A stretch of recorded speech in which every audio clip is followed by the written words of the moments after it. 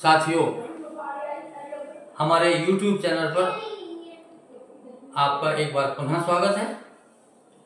और आज के परिवेश में हमारे जो छोटे छोटे बच्चे हैं, नन्हे नन्हे बच्चे हैं, उनको हमारे पूर्वजों के बारे में अत्यधिक उतना जितना कि उनको होना चाहिए उतना ज्ञान नहीं है।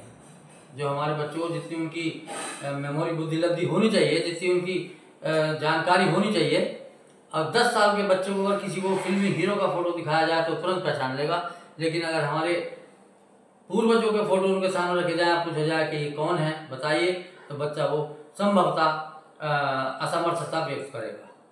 तो उस चीज़ को दृष्टिगत करते हुए हम इन वीडियो को बनाने का प्रयत्न कर रहे हैं, जिससे कि हमारे बच्चों को हमारे पूर्वजों का ज्ञान हो, उनके कर्तव्य परायणता का ज्ञान हो, उनके शौर्य, उनकी वीरता, उनके बलिदानों का ज्ञान हो।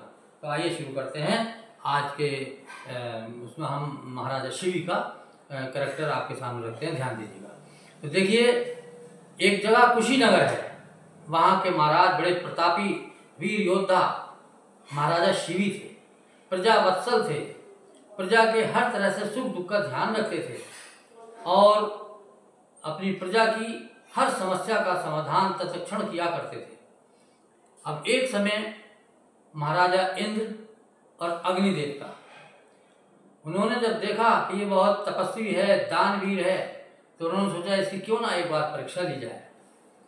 तो राजा इंद्र ने बाज का रूप रखा और अग्नि देवता ने कबूतर का रूप रखा, और इस तरह से कबूतर उड़ता हुआ आया और आने के बाद महाराज शिवी की गोद में गिर गया।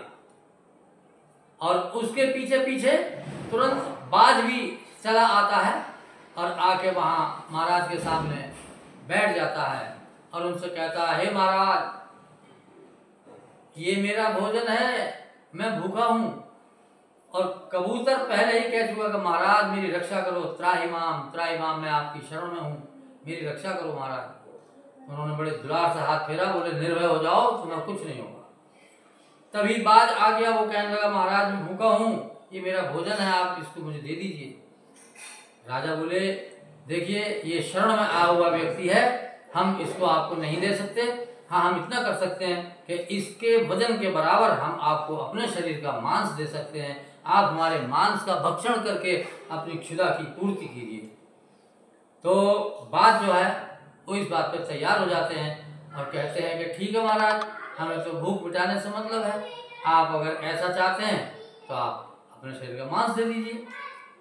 आदेश हुआ, एक बड़ा सा तराजू आता है और एक तरफ कबूतर बैठ जाता है और एक तरफ महाराज अपने हाथ में एक कटार लेते हैं और अपने शरीर का मांस काट के दूसरे पलड़े में को रखते चले जाते हैं। लेकिन ये क्या कि जितना जितना मांस पलड़े में रखा जाता है उतना कबूतर का वजन बढ़ता चला जाता है और कबूतर का पलड़ा नीचे ही रहा, वो ऊपर उठने का नाम ही नहीं लेता। कबूतर भारी और उनके शरीर का मांस हल्का। काटते गए काटते गए काटते गए और इस तरह धीरे धीरे धीरे धीरे उनके शरीर पर का सारा मांस उस पलड़े में आ गया, लेकिन कबूतर फिर भी उनके शरीर के मांस के अपेक्षाकृत भारी रहा। अब राजा ने सोचा, अब मेरे पास क्या चारा है भाई, लाओ मैं स्वयं ही इसमें बैठा जाता हूँ। तो महाराज उठे और उठने के बाद पलड़े में स्वयं ही बैठ गए। अब बोले, भाई बाज देखो, मैं इस पलड़े पर आ गया हूँ और अब ये मेरा शरीर और जीवन ये आपका हुआ, आप मेरा भक्षण करके और अपनी क्षुधा पूर्ति कीजिए। तो इस प्रकार ये जब महाराज इंद्र ने और अग्नि देवता ने राजा शिवी का जब ये करैक्टर देखा तो वो उनकी भक्ति से बहुत प्रसन्न हुए, उनकी दानवीरता से बहुत प्रसन्न हुए और बोले, हे राजन, हम तुम्हारी परीक्षा ले रहे थे, हम ये देख रहे थे कि आप कितने बड़े दानी हो। हमने आपकी परीक्षा ली और आप उस परीक्षा में अच्छी तरह से उत्तीर्ण हुए हो और आप हमसे जो भी वरदान चाहो मांगो। तो इस तरह से तत्क्षण देखते देखते वो कबूतर और बाज दोनों विलीन खत्म हो जाते हैं, चले जाते हैं, और महाराज इंद्र अपने स्वरूप में और महाराज अग्निदेव अपने स्वरूप में प्रकट हो जाते हैं। और इस तरह से उनकी ये दानवीरता की जो कहानी थी और जो परीक्षा थी महाराज इंद्र के और अग्नि देवता के द्वारा ली गई, वो उस परीक्षा में सफल हो गए। और बच्चों, इस कहानी को सुनाने का हमारा उद्देश्य यही है कि आप हमारे पूर्वजों को समझें, उनको सुने, उनसे प्रेरणा लें कि हमारे पूर्वजों का जीवन कैसा था। बड़े बड़े दानवीर हुए महाराज कर्ण, जिन्होंने अपना कवच और कुंडल तक दान दे दिए, जबकि वो सब कुछ जानते थे। वो ये जानते थे कि मेरा कवच कुंडल मेरी रक्षा करेगा, लेकिन फिर उन्होंने दान दे दिया। और उसी श्रृंखला में महाराजा शिवी का नाम भी आता है, जिन्होंने अपने शरीर का पूरा मांस काट के रख दिया, अपने को अपना बलिदान कर दिया।